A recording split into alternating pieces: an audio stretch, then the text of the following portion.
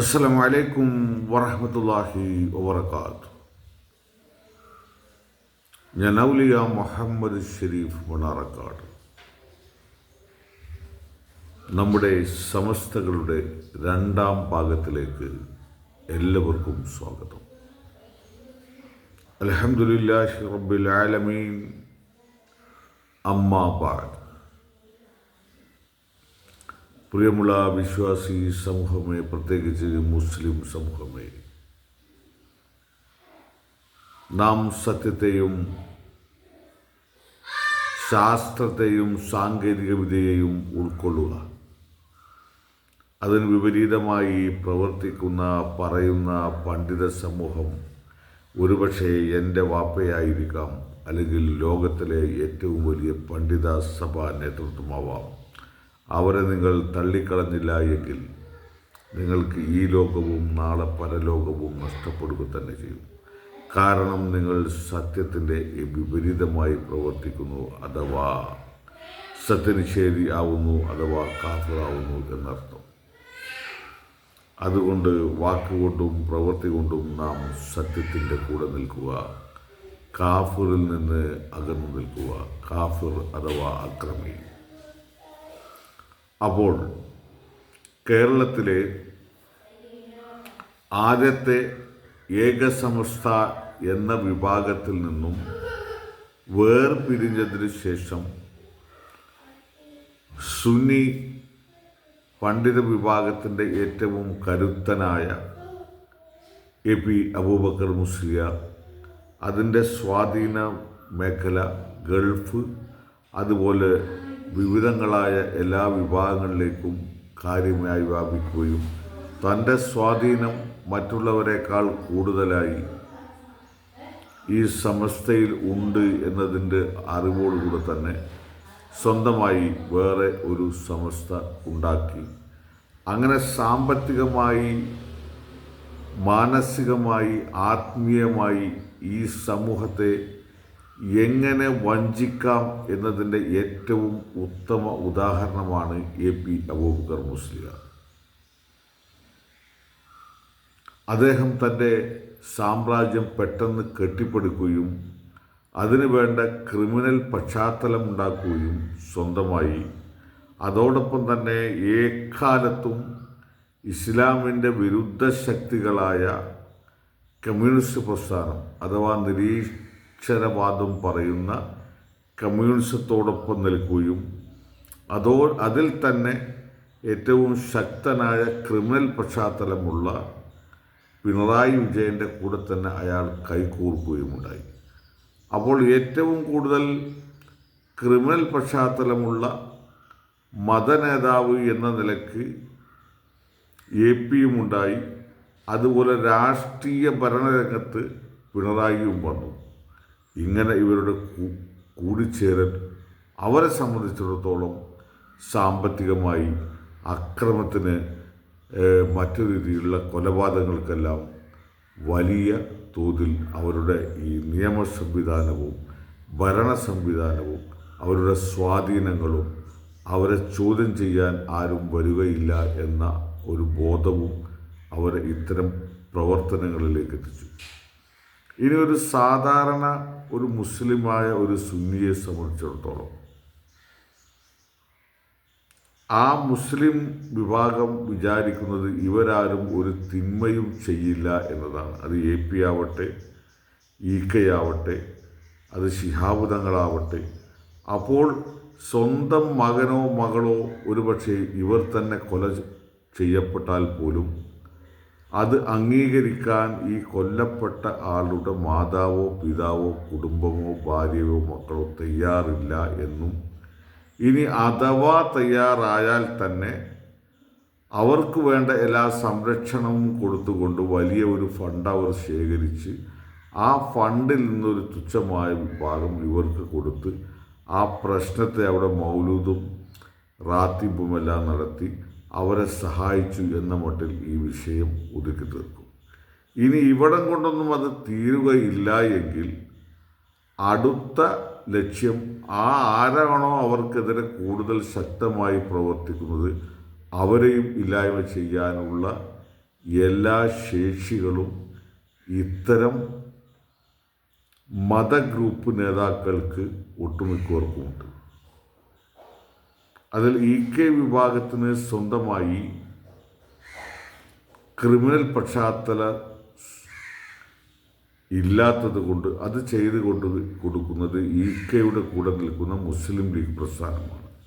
APക്ക് സ്വന്തമായി തന്നെ ക്രിമിനൽ പശ്ചാത്തലമുണ്ട്. രണ്ടാമത് ഇവരുടെ സഹായം, ആരുടെ? കമ്മ്യൂണിസ്റ്റ് പ്രസ്ഥാനത്തിൻ്റെ പിണറായിയുടെ സഹായം. അങ്ങനെ ഇവർ രണ്ടുപേരും ഒരുമിച്ച് പ്രവർത്തിക്കുന്നു എന്നതാണ് ഇതിൻ്റെ ഏറ്റവും വലിയ ഹൈലൈറ്റ്.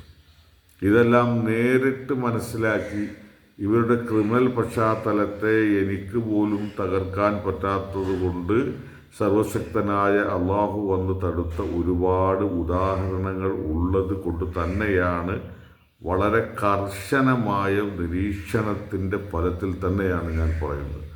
അള്ളാഹു സാക്ഷിപത്രമാണ്. ഇനി അങ്ങനെ വേണ്ടി വന്നാൽ 1 ആയി ഞാനിതെല്ലാം നിങ്ങളുടെ മുമ്പിൽ പറഞ്ഞു തരാൻ ബാധ്യസ്ഥനായിരിക്കും. അത് പറഞ്ഞു തരുക തന്നെ ചെയ്യും. അള്ളാഹു സാക്ഷി, ഇൻഷാ അള്ളാഹ്. ഇനി ഈ സാമ്പത്തികമായി ഇവർ കൊള്ള ചെയ്യുമ്പോൾ ആ സാമ്പത്തികമായി കൊള്ളക്കനുസരിച്ച് കൊണ്ട് ഹദീസുകൾ, ഖുർആൻ, മറ്റ് എല്ലാം സ്വന്തമായി ഇവർ എന്ത് ചെയ്യും? ആ സമയത്ത് ഉള്ളതും പറയും, ഇല്ലാത്തതും പറഞ്ഞ് ഈ സമ്പത്തിനെ അവർ കൈക്കലാക്കും. എന്ന് വെച്ച് മതം പ്രബോധനം ചെയ്യുന്നില്ല എന്നോ മതത്തിൻ്റെ നിലവിലുള്ള അവസ്ഥയിൽ നിന്ന് അത് വ്യാപിപ്പിച്ച് വലിയ തോതിൽ ഈ ഇന്ത്യ രാജ്യത്തും മറ്റ് ഗൾഫ് നാടുകളിലും ഒക്കെ മതത്തിൻ്റെ അവരുടെ അണികൾ ഇല്ല എന്നോ അല്ല പറയുന്നത്. എല്ലാം അവർ പക്ഷേ ഏകനായ അള്ളാഹുവിനെ ആരാധിക്കുക, അവനോട് മാത്രം സഹായം ചോദിക്കുക എന്നിൽ നിന്ന് വിപരീതമായി മുടി വെച്ച്, വെള്ളം വെച്ച്, അതുപോലെ തന്നെ മരിച്ചുപോയ ഏതെങ്കിലും ഭ്രാന്തനോ അല്ലെങ്കിൽ ഒറിജിനലോ ആയ ആളാണ് പ്രപഞ്ചം മുഴുവൻ നിയന്ത്രിക്കുന്നത്. ഇത് അള്ളാഹു അല്ലെങ്കിൽ ദൈവം അല്ലെങ്കിൽ യഹോവയല്ല എന്ന് സമർത്ഥിക്കുന്നു.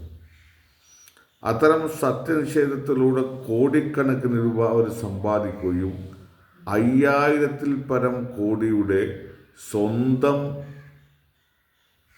ആസ്തി ഈ AP സമസ്തക്ക് ഉണ്ട് എന്നാണ് പറയപ്പെടുന്നത്. ഇത് വെച്ച് ഇവർ ബിസിനസ് ചെയ്യുകയും അവരുടെ ബിസിനസ് തഴച്ചു വളർന്ന് അതിൽ നിന്ന് എത്ര വരുമാനമുണ്ടായി എന്നോ എത്ര ചിലവുണ്ടായി എന്നോ എത്ര വരവുണ്ടായി എന്നോ ആരെയും ഇവർ കണക്ക് ബോധിപ്പിക്കാറില്ല. ഒരു സാധാരണ ഒരു മനുഷ്യൻ ഒരു മിനിമം ഭയഭക്തി ഉണ്ട് എങ്കിൽ അയാൾ ചെയ്യേണ്ടത് സ്വന്തം ജോലിയിൽ നിന്നോ ബിസിനസ്സിൽ നിന്നോ സംഘടനാ പ്രവർത്തനത്തിൽ നിന്നോ അല്ലെങ്കിൽ മറ്റ് തൻ്റെ ശമ്പളമാണോ, ഇതെല്ലാം ഇത്രയാണ് അല്ലെങ്കിൽ ഇത്ര ചിലവായി എന്നതിൻ്റെ ഒരു കണക്ക് അവതരിപ്പിക്കണ്ടേ? കള്ളക്കണക്കാവട്ടെ എന്താവട്ടെ അതുപോലും ചെയ്യില്ല. അങ്ങനെ ഈ സമൂഹത്തെ ഈ ലോകത്ത് അമിതമായ ഭക്ഷണം വിളമ്പിയും, അത് നമ്മുടെ കാസിമി ഉസ്താദ് പറഞ്ഞതുപോലെ തന്നെ, റഹ്മത്തുള്ള കാസിമിയുടെ പോലെ തന്നെ, ഇനിയിപ്പോൾ റമദാനിൽ അവരുടെ ഒരു പരിഷ്കാരമായി ബദരീങ്ങളുടെ നേർച്ച അവർ ഉണ്ടാക്കിയതാണ്. എല്ലാ വഴിപാടുകളും എല്ലാ നേർച്ചകളും എല്ലാ പ്രാർത്ഥനകളും എല്ലാം ദൈവത്തിന് അല്ലെങ്കിൽ അള്ളാഹുവിന് അല്ലെങ്കിൽ യഹോവക്കാണെന്ന് പറയുന്ന അല്ലെങ്കിൽ പറയേണ്ട ഇവർ നേരെ വിപരീതം ചെയ്യിപ്പിച്ചുകൊണ്ട് ഈ ബദരീങ്ങളുടെ നേർച്ചയെങ്ങാനും ഒഴിവാക്കി നിങ്ങൾ ചെയ്യേണ്ടത് അത് ഉഹദീങ്ങളെ ആക്കിയാൽ മതി. കാരണം ബദരീങ്ങളെ നേർച്ചയാകുമ്പോൾ അതിൽ സംഭവിക്കുക എന്താണ്? രാവിലെ മുതൽ വൈകുന്നേരം മഗ്‌രിബ് നിസ്കാരം, അതായത് പ്രഭാതം മുതൽ പ്രദോഷം വരെ പട്ടിണി കിടക്കുകയാണ്. ആ സമയം നിങ്ങൾക്കൊന്നും കഴിക്കാൻ കഴിയില്ല. പിന്നീട് കഴിയുന്ന രാത്രി മുതൽ സൂര്യോദയം വരെയാണ്. അതിനു പകരം ഉഹദിൻ്റെ ആണെങ്കിൽ അത് റമദാൻ കഴിഞ്ഞിട്ടായിരുന്നു. കോമഡിയാണ്, എന്നാലും വളരെ ഹാസ്യരൂപത്തിൽ ഇത്തരം നല്ല ചിന്തയിലൂടെ നിങ്ങൾ ചിന്തിച്ചാൽ ഇവർ എന്താണ് ഈ സമൂഹത്തിൽ ചെയ്തത് എന്ന് നിങ്ങൾക്ക് തിരിച്ചറിയാൻ കഴിയും ഇൻഷാ അല്ലാഹ്. അപ്പോൾ അതിനുശേഷം ഇവർ പേര് സ്വയം നൽകപ്പെടുന്നു. സുൽത്താനുൽ ഉലമ, താജുൽ ഉലമ, അതുപോലെ തന്നെ ഗ്രാൻഡ് മുഫ്തി. ഇതെല്ലാം ആരാണ് ഇവർക്ക് പേര് നൽകപ്പെട്ടത്? ഇവർ തന്നെ ഇവരെ വാഴ്ത്തിക്കൊണ്ടിരിക്കുന്നു. പക്ഷേ ഒരു പ്രാവശ്യം അള്ളാഹു അതിൻ്റെ യഥാർത്ഥം ഇവരുടെ വേദിയിൽ തന്നെ ഉണ്ടായി. ജിഫ്രി തങ്ങളാണെന്ന് തോന്നുന്നു വേദിയിലേക്ക് ഇവരുടെ നേതാവ് AP അബൂബക്കർ മുസ്ലിയാർ വരുന്നു. അദ്ദേഹത്തെ സുൽത്താനുൽ ഉലമ എന്ന് പറഞ്ഞ് വിളിക്കേണ്ടതിന് പകരം ഷെയ്ത്താനുൽ ഉലമ എന്ന അയാളെ കൊണ്ട് അള്ളാഹു അയാളുടെ നാക്കിനെ വഴിതെറ്റിച്ച് യഥാർത്ഥ പേര് പറയിച്ചു. ഇതാണ് യാഥാർത്ഥ്യം. അതുകൊണ്ട് തന്നെ മുസ്ലിം സമൂഹമേ, നിങ്ങൾ സമസ്തകളെ വിട്ടാൽ നിങ്ങൾക്ക് ഈ ലോകവുമുണ്ട്, നാളെ പാരത്രിക ലോകവുമുണ്ട്. അല്ല എങ്കിൽ ഈ മൗലൂദും ഈ റാത്തീബും ഈ അനധികൃതമായി ഇത്തരം പൂജകൾ, കബർ പൂജകൾ ഇതെല്ലാം ചെയ്ത് ഇവർ നമ്മുടെ സമ്പത്ത് കൊള്ളയടിക്കുകയും ആ സമ്പത്തും നിങ്ങൾക്ക് നഷ്ടമായി അവർ പറയുന്നു നിങ്ങളുടെ ആരോഗ്യം 50 വയസ്സുള്ള ആളെ 25 വയസ്സാക്കി തരാം, നിങ്ങൾക്ക് സ്വർഗം ഞങ്ങൾക്ക് തരാം. ഇതൊന്നും ഇവരെ കൊണ്ട് ചെയ്യിക്കാൻ കഴിയില്ല. ഇവർ മിനിമം ശരിയായ രീതിയിൽ മതം പറയുന്നത് വരെ ഇവരെ നിങ്ങൾ കൈവടിയുക. ഇല്ലെങ്കിൽ നിങ്ങൾക്ക് സമ്പത്തും നഷ്ടമായി നാളെ 70 വയസ്സിന് ശേഷം നമുക്ക് കിടന്നുറങ്ങാനുള്ള ആ പുനർജന്മത്തിലുള്ള സ്വർഗവും ഇവർ നഷ്ടപ്പെടുത്തും. അതുകൊണ്ട് അത്തരം ആളുകളിൽ നിന്ന് വിട്ടുനിന്നാൽ നിങ്ങൾക്ക് നല്ലത്. അതുപോലെ പണ്ഡിത സമൂഹമേ, ഞാൻ പറയുന്നത് ശരിയല്ല എന്ന് നിങ്ങൾക്ക് തോന്നുന്നുവെങ്കിൽ 97 47 37 87 86 എന്ന നമ്പറിൽ വിളിച്ച് ഏതെങ്കിലും ഒരു പണ്ഡിത സമൂഹം എന്നെ മതവും ശാസ്ത്രവും പറഞ്ഞ് തോൽപ്പിച്ചാൽ നിങ്ങൾ പറയുന്ന സംഘടനയിലും നിങ്ങൾ പറയുന്ന പണിയും ഞാൻ ചെയ്യും. കാരണം എനിക്ക് പവർ തന്നത് ലോകത്തിലെ എല്ലാ മതശാസ്ത്രീയ പണ്ഡിതനും ഷെരീഫ് മുഹമ്മദിൻ്റെ താഴെയാണെന്ന് അള്ളാഹുവാണ്. അവിടെ അള്ളാഹു പരാജയപ്പെടും എന്നതുകൊണ്ട് തന്നെ നിങ്ങൾക്ക് അങ്ങനെ വേണമെങ്കിൽ എന്നെ പരീക്ഷിക്കാം. ഇനി ഉദാഹരണ സഹിതം പറഞ്ഞു തരാം. മണലടിയിൽ നൗഷാദ് ബാക്കവി എന്ന വ്യക്തി വരികയും എന്നെ വെല്ലുവിളിക്കുകയും ചെയ്തപ്പോൾ ഞാൻ പ്രതികരിച്ചില്ല. സർവശക്തനായ അള്ളാഹു അയാളുടെ അതിശക്തമായ ശബ്ദത്തെ പിടിച്ചെടുത്തുകൊണ്ട് അയാളുടെ വായ് മാത്രം എന്ത് ചെയ്തു? പ്രവർത്തിച്ചു. ശബ്ദം പുറത്തേക്ക് വരാതെ അയാളെ ഒതുക്കി നിർത്തിക്കൊണ്ട് അയാൾ പേടിച്ച് വിറച്ചുകൊണ്ട് മിനിമം 25 മുതൽ 50 ആളുകളുള്ള മണലടി മഹലിൽ നിന്നും തിരിച്ച് കാളിയുടെ റൂമിലേക്ക് ഓടിപ്പോയ സംഭവം നിങ്ങൾക്ക് മണലടിയിൽ വന്ന് ചോദിച്ചാൽ പറഞ്ഞു തരും. ഇല്ല എങ്കിൽ അള്ളാഹു സാക്ഷിയാണ്. ഇൻഷാ അള്ളാഹ്.